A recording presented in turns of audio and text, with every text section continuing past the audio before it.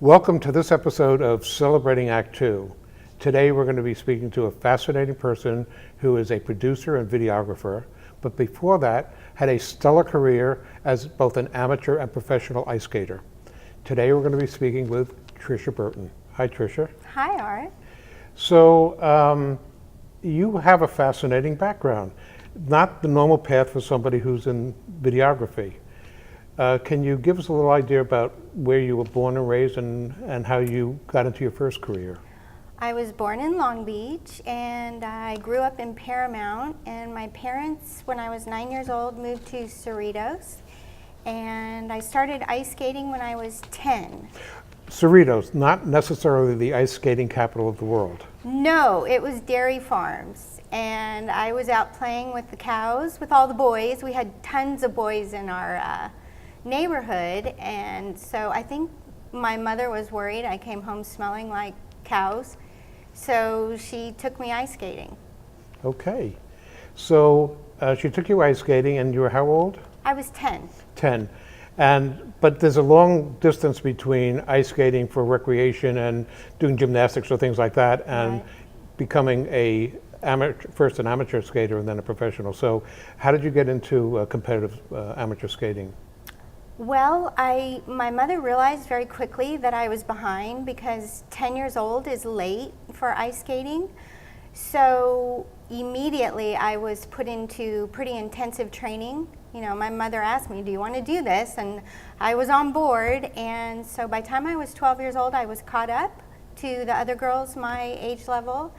And then because I was so small, right now I weigh about 95 pounds, the coaches, the judges, they said, let's put her in pair skating, where the boy throws you all over the place. And I loved it. It was heaven on earth. So how did you progress from skating for your mom wanted to get you out of the manure to and be a better smelling person to becoming a competitive amateur skater? Well, my mom took me to Paramount Ice Rink, which wasn't too far from Cerritos. And because I was 10, all the other girls my age were more advanced on the ice. And so my mom realized very quickly that I needed to catch up. And I started skating, oh my goodness. I was on the ice at 5 in the morning, 4 hours before school, and probably 4 or 5 hours after school. And by the time I was 12, I was caught up. You're sharing the rink with hockey players? You know, Paramount did not have that many hockey skaters at the time. So it was predominantly a figure skating rink. You remember the Zamboni? Sure. Mr. Zamboni owned Paramount Ice Rink. No way. Yeah. So in the mornings at 5, when I was in there skating, Mr. Zamboni would walk around the perimeter of the ice rink. So Great. Just a bit of nostalgia. So you've become better and better, and you're doing skating with boys as well at this point. How did you get it? What was your first competitions like?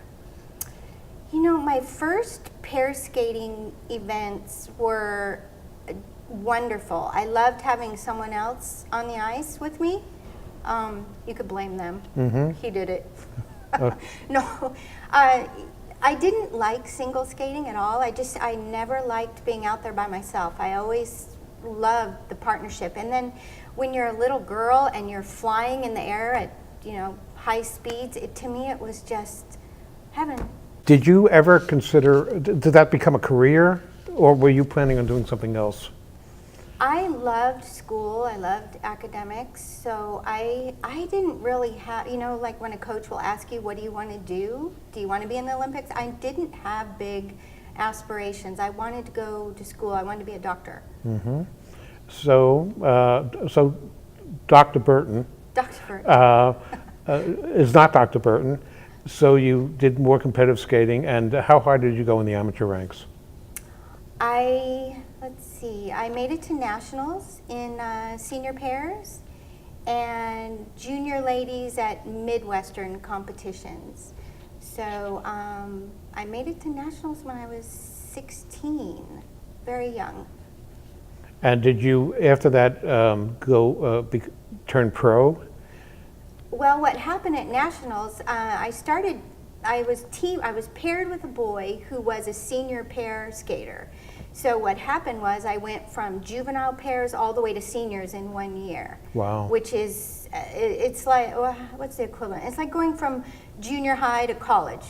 And so my first year at nationals, I was 10th, and it was very discouraging. I thought, oh, I'm not cut out for this. I had a lot of injuries that year because you're doing really advanced tricks in senior pairs, throw triples, and so I can't remember exactly the timing of it, but I was so discouraged, I left skating. Really? How long were you gone, and what did you do during that period? Oh my goodness, I think I left when I was about 17. And back when I skated, when you were amateur, if you took $1 for anything, for teaching, for performing, you were considered professional again, and you could never perform, you could never skate in the Olympics. So you took some time off, and what brought you back, and did you turn professional then? Because I want to get into the very exciting groups that you worked with as a professional. Yeah, I took some time off and did the normal things that a normal kid would do, and I was having fun, but I was kind of wandering around like, now what do I do? Because I'd spent so many years training. So I went back teaching, and I knew that once I take $1, I'm professional now. Teaching skating. I was teaching skating at Costa Mesa, in Costa Mesa. Oh, great. Great rink. I've been there. Yeah. Off of Harbor Boulevard, where the bowling alley is, and teaching students, but I was having a hard time standing at the rail instructing, so I would demonstrate. I'd be like, oh, no, do it like this, watch and copy, and I was out skating. And it was a ice rink that was noted for great skaters. It was a great training hotspot. And there were Olympic teams training there, getting ready to go to the '84 Olympics. And there was a boy, his name was Bert Lankin, and he was skating with another girl. And he would always come over and talk to me after she would leave. And I thought, that's really strange. I thought he was like God to me. He'd made the Olympic team. So I was like, well, why does God want to talk to me? And after the Olympics, he called me and asked me if I would skate with him, turn pro. And? I couldn't believe it. I thought, this is the goose that lays the golden egg. Okay, sign me up. So So what was turning pro like? What did you do? What was different other than you weren't showing up the rink teaching people anymore? What was it? Where did you perform? What kind of routines did you have to learn? What was becoming a professional skater all about? Oh my goodness, it was professional skating is so much different than competitive skating. And I've talked to other skaters, and we've come to the conclusion that if we could take a competitive skater and make them skate professionally for 1 year, it would transform their competitive skating. How you deal with pressure, how you perform, how you relate to an audience. Professional skating for me was my niche. I just lit up like a Christmas tree. Unlike competitive skating, I guess I didn't like competing against someone else. And obviously you must have enjoyed performing, the reaction of a crowd to certain moves. Yeah. So you have to train very hard, you have to learn your routines. Where do you remember being your first professional in front of an audience experience? With what? Was it with a group or just the two of you? How does that work? Well, our first contract was with Torval and Dean. They were the Olympic champions in dance. So my partner Bert and I were a featured skater in their show, and we toured for 2.5 months in Australia. Oh, nice. Oh, it was, I was just a kid. I was, maybe, I don't know. I was maybe like 20 by then. And I was just bright-eyed everywhere I went. I couldn't, it was like, pinch me. I'm here. Oh my goodness. How did I get here? And in between shows, did you and your partner, were you constantly practicing together, or what kind of routine is that as a professional? It's an interesting thing. When you've trained so hard as an amateur, when you turn pro, it's almost like it's like graduating from college. Now you're getting paid for what you're doing. So everyone's on their own as far as how they train now. I mean, obviously you want to show up and do a good job. That's how, that's your bread and butter. But my partner and I were a bit unconventional. I think we both felt like we'd been let out of jail. So really, we just tried everything. And we tried comedy, we tried adagio, and we ended up getting hired to do a comedy act and adagio act and a pair act. Now, so you went to Australia. I assume that you did some touring in the United States as well? Yes, we toured with Ice Capades. Oh, that's a little-known operation. Just little OU from Paramount Skating Rink and Cerritos. Right. With the Ice Capades, nothing big. So how'd that happen? I always say, the cow tipping child. How did she end up here? By God's grace. It's like the New York Yankees of ice skating organizations. Yeah.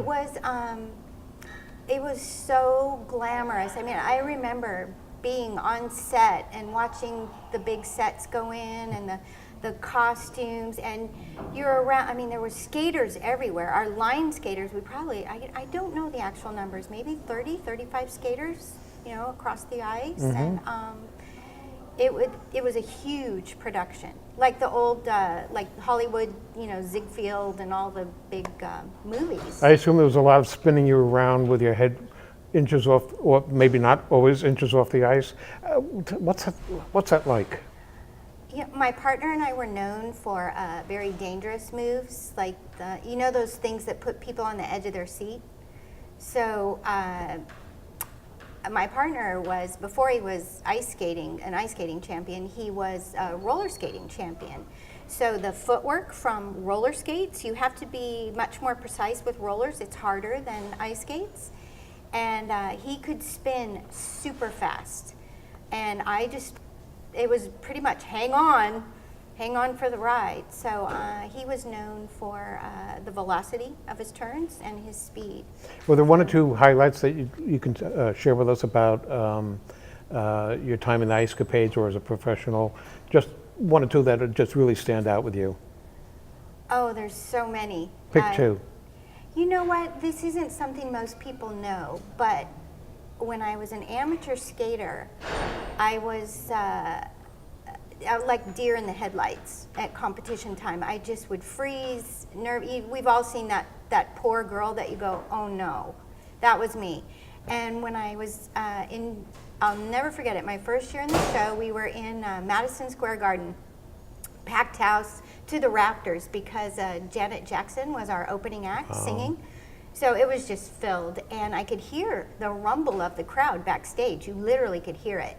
And I got a case of nerves, and I went out in our pair number, and I fell 3 times. I mean, just 3 times in maybe 3 minutes.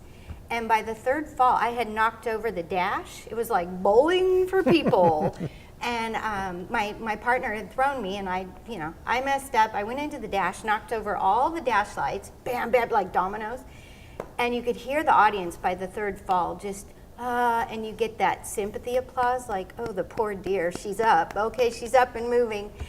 And I got off stage, and, diva skater, went back, and I'm pouting, and I thought, I'm terrible, I just don't belong here. And my partner came up to me, and he said, oh, girlfriend, you look stupid. And I was laughing and crying at the same time. I said, oh, you're horrible. And I went running for my dressing room. And he came in and poked his head around the door, and he said, Trish, you got the job. I picked you. I'll cry. Still today? Today I'll cry. It's like a light bulb moment where you go, oh my goodness, yeah. And he said, girlfriend, you got to do this. You got to get up and do this tomorrow. You better get it together. And I thought, that's the difference between amateur skating and professional skating. You don't have time to focus on your failures. Like with amateur skating, if you mess up in a competition, you have 2 or 3 months before you can redeem yourself again. And professional skating, you get with the show, get with the program. So I think it really helped me hone my skills. So the following night, did you get that dash down right so you could hit it the right way every time, or did you not do that again? What happened the next night? I went out and apologized to our electricians. We had a crew of electricians. I was like, I'm really sorry. We went in the next day and worked on everything. And you know what it really was? I really don't think it was a technical thing. It was a head thing, where the crowd freaked me out. It just... Obviously, an important lesson about who you are and what you do with your life even today. So I'd like to segue into, that was a great share. So I'm going to take that home with me. I appreciate that. So you're doing professional skating and you're with the Ice Capades, and at some point you decided to leave that and do other things. What was that Segway all about? Well, my partner and I had a long career in skating. About how long?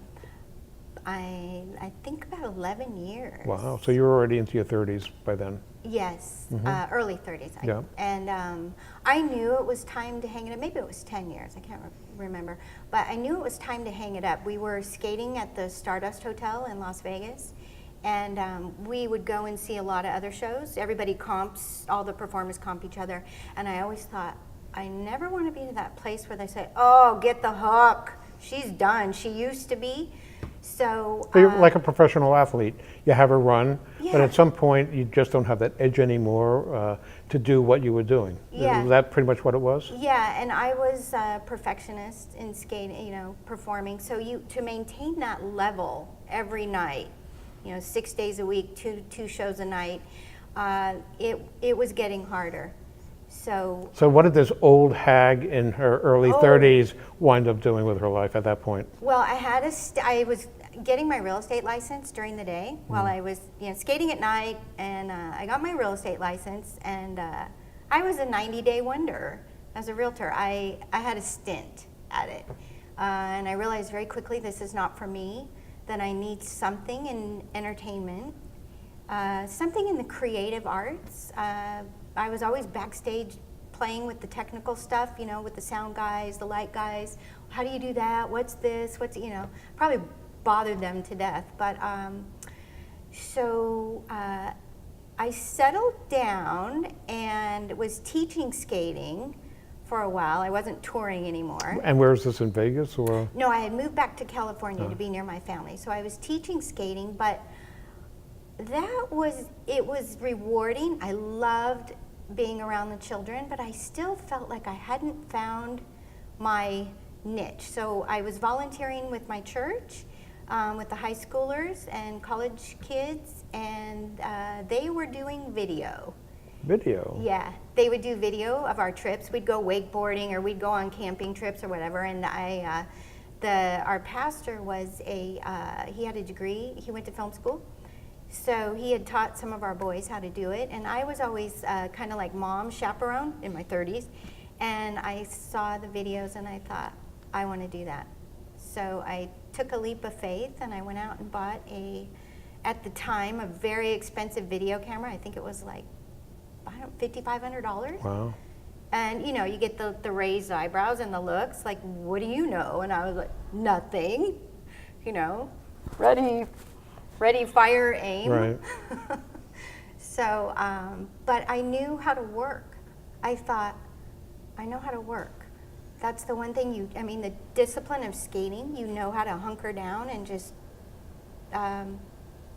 try. Okay. So what I'd like to do now is I want to fast forward a little bit, because I know that you hone skills, and I want to talk about some of the other projects you're working on, but there was one really, to me, fascinating project of a reality show in Britain. Why don't you fill us in on what that was all about and the kind of skills you brought to that set? I was brought in to film an ice skating show, what goes on behind the scenes, and so I was the Lone Ranger, camera, DP, tech, everything, where you offload video and do dailies and selects for the producers. So we filmed for 17 days. It was a pretty crazy production schedule. Most ice skating shows have at least 4 or 5 weeks rehearsal, and this one had 17 days. So it was kind of like turning up the fire on all the skaters. And anything that was gonna go wrong or happen, did happen, and it wasn't scripted. So I was told just follow the yellow brick road. So I had 3 cameras rolling. I mean, I'd have one on a tripod on the ice where all the falls were happening because we wanted to catch that. And then I had one backstage in the dressing rooms, and then I was roaming with a camera. Were you roaming on skates or on? Skates and off the ice. So I could step on the ice with my camera and get the action up close. And I would imagine that skaters, especially when they're doing the kind of moves that you used to do, which could be dangerous to themselves, would not necessarily feel comfortable with somebody skating that close to them with a camera and sort of being a third wheel in their Right. relationship. Tell us about that and how you developed a special relationship with them because of your background. Oh, I understood the skater's position, and I knew that especially the first couple days on set, they are so nervous. So for me to stick a big bazooka camera, I call it the pop, I would be like, hi, I'm your paparazzi. And I didn't do that right away. I took a couple days to build a relationship with the skaters, and then I kind of became like the fly on the wall. They just went about their business, and so then I would get closer and closer to where I could film them just right in your face. And so they had Camera. trust in you because you were a skater yourself. Right. Yeah. Yeah, it's a funny story because we had one little girl. She was probably 20, and I'm 54, and she came up to me and she said, "Oh, you can skate pretty good. Did you used to skate?" And I just laughed. I thought, but skating's like that. After 10 years, everybody forgets who you are. So I smiled and I said, "Yeah, I used to skate a little bit," and I didn't say anything. So that program is still searching for a home, I assume, because I know that it was being shopped. It wasn't your show, but it was being shopped in England. Right. When I finished filming, I came home and I had 17 days of footage. It was crazy with 3 cameras going. So they hired me to do the edit, and I did the edit and a music trailer, and the BBC saw it, and we were picked up by the BBC. So it was in production last I heard. I'm not quite sure contractually where it is. So the BBC came back in with the big the big guns, and they reshot a new pilot for it, and I was on set for that and shot the skating shots. Great, so there might still be something you might get involved with that in the future, like other pilots that go out and sometimes they make it, sometimes they don't. Right, right. It's still in production. We're not. I'm not sure. I'm not in the boardroom. So. But you are in your act 2 as a videographer, as a editor, sometimes editor, or you'll hire editors, but you're a producer. And what other kind of projects do you do on a regular basis? I do all kinds of projects. I mean, I'll do weddings, corporate, product marketing, but I'm leaning more towards cinematography, telling a story, something more scripted. I have a couple big ideas. Well, I know that the founders of Celebrating Act 2 have their eyes on you for when later on to do a couple of interviews and participate with us. So, because you have a fascinating background. Before we leave this, and this has been for me just absolutely fascinating. I knew some about you, but I know more about you now, and I like you more than I liked before we got started. So thank you for that. But along the way, you had mentioned to me in a different conversation that you had met some pretty high-profile skaters, and there's some talk about you possibly going out and interviewing them. Can you name some of those people and the kind of influence they had on your life? Oh my goodness, there's so many. Well, let's talk about. There's a fellow who's been skating forever, but just tell us about him. Not necessarily you're going to do anything with him. Oh, one of the greatest skaters of all time is Richard Dwyer. And if you say his name in skating, people just light up. Everyone loves Richard. But Richard holds the Guinness Book of World Records for the longest professional ice skating career. And he was you remember in Ice Capades, if you've seen Ice Capades, where the man comes out in the tuxedo and he's got the beautiful girls around him, the 4 beautiful girls, the beauties, and he skates in and out. That's called Mr. Debonair. And he was Mr. Debonair for, I don't know how long. Maybe 35 years, longer. I'm not sure. But I've interviewed him. We did it for a professional event, and he is fascinating. He's been all over the world. And he's still skating, right? Is he the oldest professional skater that you know of right now? Yes, he's amazing. He can still do an axel, which is 1.5 turns in the air. Wow. Yeah, he's amazing. He's amazing. But we have a lot of skaters that are over 50 that are still skating a lot. JoJo Starbuck. People, if you remember JoJo and Kenny. Absolutely. JoJo Starbuck is skating in New York. She is teaching classes, but she does, what would we call it? It's almost like ballet on ice, and she's there every day teaching.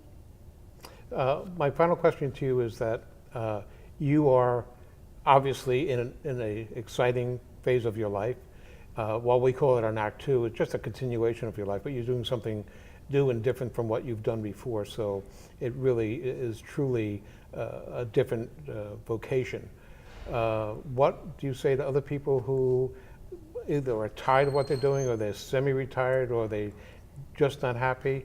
What would be your advice to somebody who wanted to pursue their Act 2? Don't listen to the negative voices. There's so many, and life is so short. I don't have enough time in the day. I wish I had 8 more hours. And oh my goodness, when I first started video, honestly, I probably was laughed off the map. But I would go away and say, okay, I just kept my eye on the ball. I was like, no, I really want to be able to do this.